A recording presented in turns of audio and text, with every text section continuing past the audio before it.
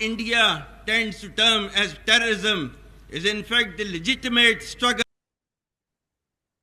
Late last week, Field Marshal Asim Munir was at the Pakistan Naval Academy, where while referring to Kashmir, he said that terrorism was a legitimate struggle, a lawful struggle, and also spoke of giving India a befitting response.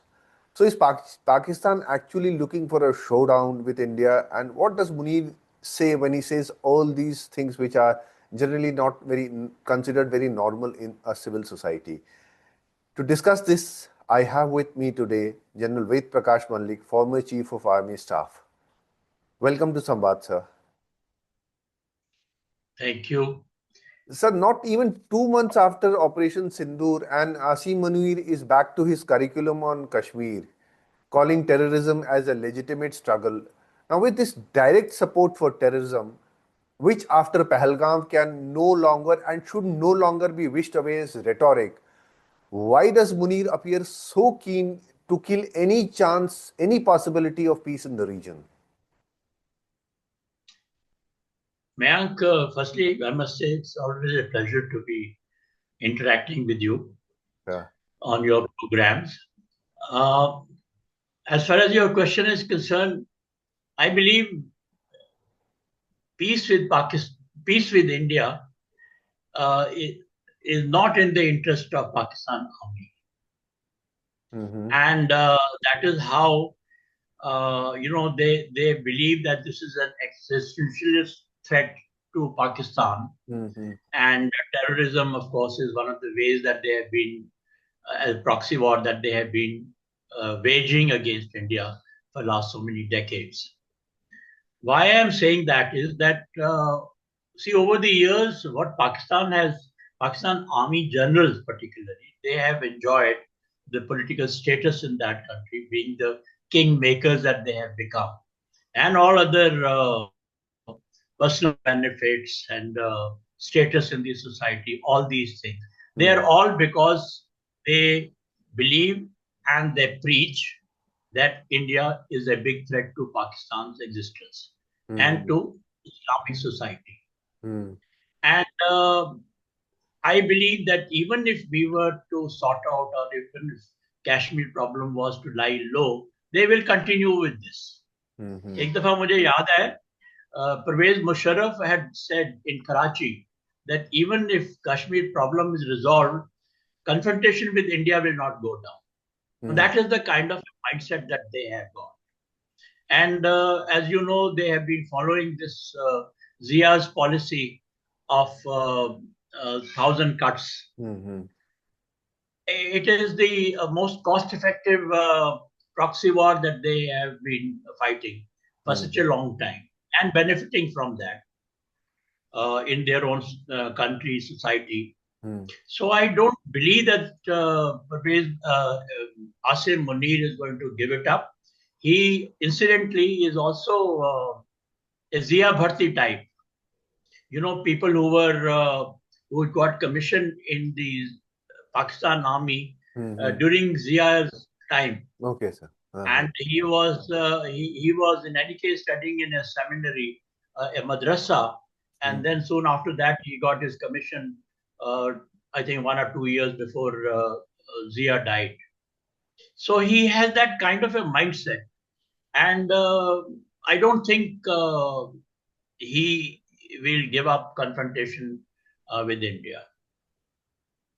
So when Munir speaks the language of basically terrorism, supporting terrorism, I find something very strange. Now, there are nations which have been attacking, which have attacked and keep on attacking Iran, both diplomatically and militarily, for its support for terrorism and having proxy terrorist groups. Now, Munir speaks the same language. He speaks the language of a Yahya Sinwar or say a Hasan Nasrallah. So the language of a rabid warmonger. So why does the world community at large allow Pakistan to have a free run with this good jihadi, bad jihadi duplicity? First, I think let's talk about Munir himself. Asim Munir, I believe, is a combination of Ziaul Haq and Pervez Musharraf. As far as uh, following, belonging to the Ziaul Haq, I've told you that he is that Zia Bharti types. And you know, these are known, Zia Bharti types are known in Pakistan Army to be more Islamist and more radical than the earlier ones, the earlier officers who were commissioned earlier. And he's a radical, he's ambitious, he's ruthless in dealing with people like Zia was. He's also Musharraf-like, a braggart, overconfident always, rebel rouser to some extent. So he has that kind of a personality. And he has contempt for the political leaders in Pakistan. I mean, as you know, the way he has been treating, whether it was Amir, whether it was Imran Khan, or now Shahid Sharif, Shahbaz Sharif. So with that kind of a mindset, whatever he says, this kind of rhetoric that you hear, I think he believes in that. That's what I think. And he's quite capable of sidelining politicians anytime that is required. Now, what you said is that with that kind of dictatorship, so-called dictatorship that we have in Pakistan, they will continue to try and create harm to India. And unfortunately, we are now at a stage when the Western countries and the superpowers, if I can use that, they are all, they're not paying much attention to terrorism today. You know, they are more interested in conventional war that is taking place either in Europe itself or in Middle East. And so their eyes are on that. And you would have noticed that although there are insurgencies and there are these things, so they will continue to follow this good jihadi, bad jihadi kind of a slogan which Pakistan has been following. And it is not only Pakistan, it is Pakistan, Iran, Afghanistan, and so many countries, including some superpowers also. So that is a problem today that unfortunately for India, terrorism or counter-terrorism has now gone down as far as the world eyes are concerned. World focus is no longer on that. And it is not considered as bad as the kind of situation that you see in Europe or in the Middle East. So before coming to the politicians, the contempt Munir has for politicians and the support he receives from Western countries primarily, I would like to stay with Munir and his speech for a while. So speaking at the same Naval Academy event, he accused India of launching 2 unprovoked attacks on Pakistan, describing the incidents as troubling absence of strategic foresight, his words exactly. He blamed India for escalating regional tensions and warned that any future aggression would be met with a decisive response. He calls, ironically, I find it very ironic that he called Pakistan a net regional stabilizer. He said that the country had responded resolutely to previous Indian actions, positioning Islamabad as a defender of peace against what he characterized as destabilizing Indian actions. Now, having seen Pakistan army very close and its way of functioning, sir, help us decode what Munir actually means when he says all this. Yeah, his pronouncements have been noticed all over. Munir's pronouncements at the naval passing out parade in Karachi. I mentioned a little bit about Munir's mindset earlier. And I think to some extent, President Trump is also to blame. Now, Munir being invited along with his NSA, who's also an army officer, to White House for lunch. Whether he was called or he was invited, but he went there. And I think after that, he thinks that he has become a statesman. And the kind of statement that he has made in Naval Academy is more statesman-like. So I think he started believing that now he's become a statesman. And that is the kind of a language that probably he has learned from President Trump. And that is what he's trying to practice. I think, whatever threats that he gave or the pronouncement that we have to take him seriously. We can't totally ignore him. And he is quite capable of, and then there are other problems that he's facing. I must mention that also to you. The problems are within Pakistan. Firstly, Pakistan Army has not been able to do much in Balochistan or KPK, Khyber Pakhtunkhwa, and they are suffering a lot of casualties lately. Even the trains are getting hijacked, as we know. Second thing is a problem within the Pakistan Army. Not many people favor him as the chief because the way he has indulged in politics himself, and there are two lieutenant generals who are under court-martial or who are discipline being taken against them. One is the ex-corps commander of 4 Corps, who was, when the Imran Khan trouble took place, I think it was in May 23. That is one. And the other chap who was favorite of Imran Khan, Fayaz Ahmad. So, and then now lately he has made himself a field marshal, or apparently becoming a field marshal. Now that suppresses the promotion or prospects of so many people, who are wanting to go up in the ladder, and he's become more powerful. So this pressure is also on him. And then we all know that Pakistan Army today doesn't enjoy the kind of confidence that the public had in it, the Pakistani public had in it. After all these problems that are taking place, the public doesn't respect Pakistan Army as much. So these are all the problems of, I would say, insecurity that it's a complex situation today. You have a dictator and who also suffers from insecurity.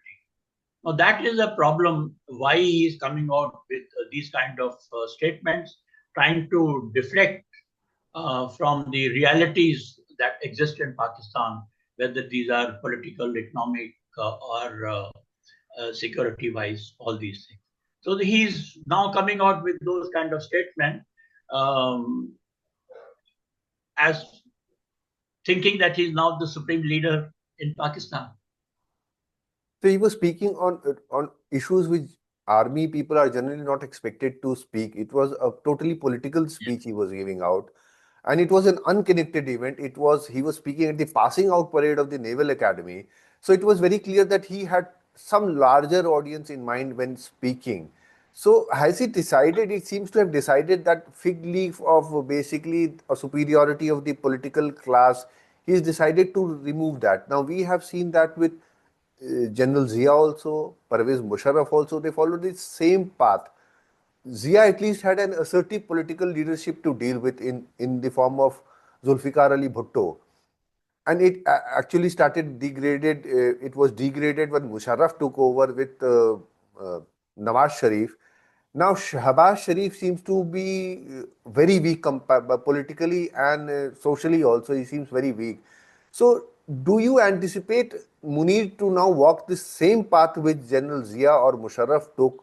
Or he's very happy having puppets in place and doing whatever he finds to be good for him, and basically wielding all power without any responsibility? Mayank, last few decades, if you notice, in Pakistan, either you have had dictators like Ziaul Haq or this person who was the army chief during 71 war. And after that, Pervez Musharraf for such a long time. So either you have had these dictators who became martial law administrators or presidents or whatever they call themselves, or you had kingmakers. Now, many people, the senior people in Pakistan army, they prefer to be kingmakers because then they don't have to face the public wrath in case something goes wrong. So that is the situation in Pakistan. For last so many decades, either you had a military dictator or you had a military kingmaker. Now, as far as Asim Munir is concerned, he is now trying to get closer to the public. The kind of statement that he has made, as you said, that it is more political than military-like. So he is now trying to get closer to the Pakistani public and avoid all the insecurities that he is facing. Now, knowing his nature, knowing his mindset, I believe he is more likely to act as a dictator than a kingmaker. So if somebody tries to unseat him, or if there is any serious trouble, I won't rule out his carrying out a coup like Pervez Musharraf did. So he is more in the making of a dictator than a kingmaker. I believe so. And therefore, a military coup under him cannot be ruled out. And basically, the politicians he faces are very weak, rootless politicians, sir. I don't think anybody has any roots with the public. They're totally disconnected. No, not at all. They're all dependent on him.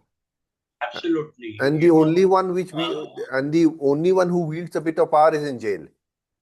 That's right. And who's his enemy? So a domestic enemy, because he's the one who's responsible for putting him in jail. So, and as far as Shahbaz Sharif is concerned, I think he's less than a puppet also. It's true. So that is the kind of situation today in Pakistan. So you spoke of the lunch, the famous lunch at the White House with Donald Trump. So has that lunch basically, although we saw that he had to pay some bills somewhere also, it was not totally a free lunch because Americans don't believe in anything to be free. So has the lunch at the White House basically emboldened him to seek war with India? And maybe he thinks that he can get away despite the Modi doctrine which has come into place that we'll treat every terror action as an act of war and will not differentiate between terrorists and their sponsors. So has this emboldened him despite the Modi doctrine that he has Donald Trump in his favor? Is it what he presumes or assumes to? I think so, yes. Firstly, as I said, I don't know whether he was called or he was invited for lunch. And there was only other officer with him was Asim Malik, who is the DG ISI as well as NSA. These are the only two people who were there.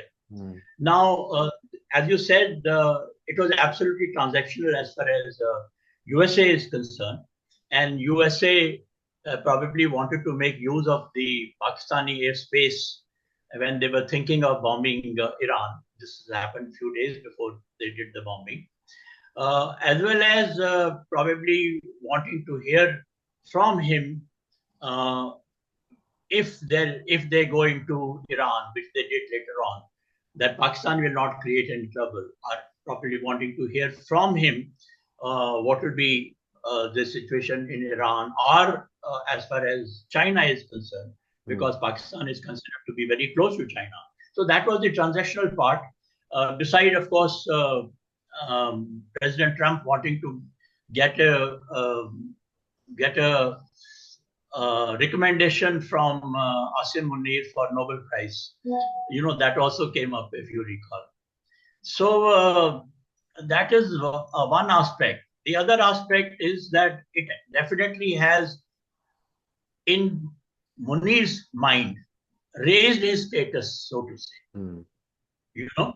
And he thinks now, as I said, he thinks that now he's become a statesman, and Pakistan, the senior person to be talking to. And also Munir's own interest also must not be forgotten. You know, Pakistan Army, all its generals, they may be dealing with China on day-to-day basis, and but they all have special interest in USA particularly, because all their children, all their kids and kin are settled there, and they also have to take benefits. You know, you heard of many people that Papa John's, General Papa John's, and all kinds of generals who have benefited from USA in USA. So he's also looking forward to maintaining good relations with Trump and his successors. So that was the personal interest of Asim Munir. But coming back to your serious question, that I think that has emboldened Asim Munir, and that is what he is now. That is the kind of pronouncements that he is making. He still thinks that they have an edge over India, despite Operation Sindoor or whatever happened earlier, and he is that is what as a strong man he is spreading his message both outside and inside Pakistan. So, and he's prepared to take on India. Let me show you one thing, that if we take any other initiative hereafter against terrorism, because that has become our policy, you will find retaliation from Pakistan under him. So, from what I've seen after Operation Sindoor and the conclusion of Operation Sindoor, the politicians seem to be on, they seem to be on the lookout for peace somehow. Because I was hearing this Rana Sanaullah, he's perhaps the advisor to the Prime Minister, for whatever he's worth, and the Prime Minister and his advisor, yesterday speaking to some Pakistani journalists, where he said that when during Operation Sindoor, when the BrahMos missile was launched, they had approximately 30 to 45 seconds to react, and they were not sure whether the BrahMos was carrying nuclear warheads or not. So he goes on to praise Donald Trump also, that he intervened, and it is good that he intervened. Otherwise, if there was some miscommunication, we could have reacted, India could have reacted. So despite the rhetoric, he seemed on the defensive. And on the other hand, General Munir, he seems to be all out for a conflict. So there is a very big disconnect which is appearing on the scene. Do you think so, sir? Yeah, I agree with you. And mind you, I'm remembering even Kargil war, because between Pervez Musharraf and Nawaz Sharif, who was the Prime Minister then, Nawaz Sharif was more shaky than even Pervez Musharraf. Now, the problem with these people, the generals, is that having created this nuclear rhetorics all over the place, they can't show that they are against nuclear confrontation. Mm-hmm. And they try to act brave. Now, but then they are no strategists. Even Pervez Musharraf finally agreed to Nawaz Sharif going to USA and ask President Clinton to call for a ceasefire. So that difference is there between the Pakistani politician, who's more afraid of the nuclear scenario than the Pakistani generals. But then the other problem with Pakistani generals is they are no strategists. They are good tacticians. They are good at operational art, but they can't do long-term thinking. You know what will be the consequences or implications later on. They don't. And now also you would have noticed that after Operation Sindoor, one hint that came to Pakistan army as well as Pakistan politicians from President Trump, and they were prepared, immediately they were prepared to have a ceasefire. The call for ceasefire came from the Pakistani DGM, apparently, who would have got okay from Asim Munir. So that is the mindset difference between the Pakistani politicians and the Pakistani generals who are now in chair. Sir, one final question, the China factor. We saw the Chinese supporting Pakistan during Ops Sindoor militarily with air defense, satellite-based ISR support. So do you believe that Munir's actions are being coordinated in alignment with Beijing's larger regional design, particularly to keep India off balance? And this, I mean, the next thing which comes in is the two-front war. Is India prepared if the eventuality arises of a two-front war? And finally, in addition to the same question, sir, should India start exploiting China's soft underbelly in Tibet, Xinjiang, and Taiwan? Yeah, very relevant question, I must say. Firstly, look, all the strategic alliance that China has now with Pakistan, it is keeping India in mind. Absolutely no doubt. There should be no doubt in that. And it is to make sure that India doesn't progress and India doesn't get the geopolitical prominence that it is capable of getting. They will try everything politically, economically, and go to the extent of even supporting Pakistani terrorists in United Nations and elsewhere. I mean, as you know, all this is happening. So this alliance, which the Chinese call deeper than the ocean and higher than the Himalayas kind of a thing, is not going. It will stay put there. And under that alliance, or with that alliance, they will support Pakistan to the extent it is possible, except for putting, boots on the ground. Otherwise, they will do everything. And even during Sindoor, I have no doubt about it, that they were doing it. After all, 80% of the weapons that Pakistan Army possesses today, or the Air Force or the Navy possess today, they have all come from China only. So that situation, strategic, geopolitical, geostrategic situation will not change. And so we have to be ready for a two-front war. You never know that we will have to fight. While diplomatically we may try to keep one side quiet and fight with the other, but it may not always be possible. The other aspect is that at the moment, I don't think China is interested in having a conventional war with India. They might indulge in skirmishes here and there, but they would not like to open a whole front. We have a border of our LAC of almost 3,000 kilometers with them. So you must expect and must be prepared, India must be prepared to fight a two-front war. And we'll have to invest for that. We'll have to train for that. We'll have to equip ourselves for that and train for that. That, I think, has become a must situation today. And sir, shall India, be on the lookout for exploiting China's underbelly, soft underbelly? Because they are themselves in a bit of problem with the ethnic minorities, Taiwan, and the speculation which is coming out that all is not well within the CCP also. Yeah, we have to look at the moment. We cannot be totally confrontational with China. We have, interests of technology, trade, and other issues. There are many issues in which we are interested. As far as China is concerned, we have to get something from China. So we cannot be totally confrontationist with us.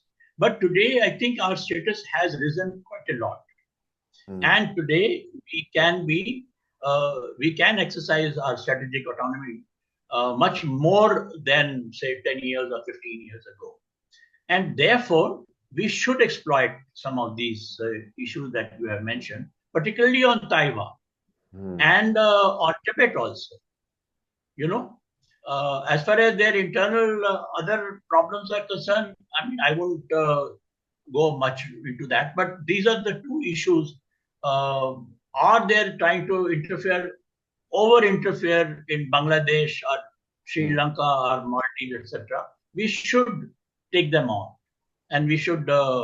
Today, we are a much stronger geopolitical country as far as geopolitical status is concerned, and even our other capabilities are concerned. So, therefore, I would say keep the higher red line kind of not red line, but the interest part. Our interest, India-China part, and don't get too confrontationalist, but within that, under that, try and exploit if we have to. Why not?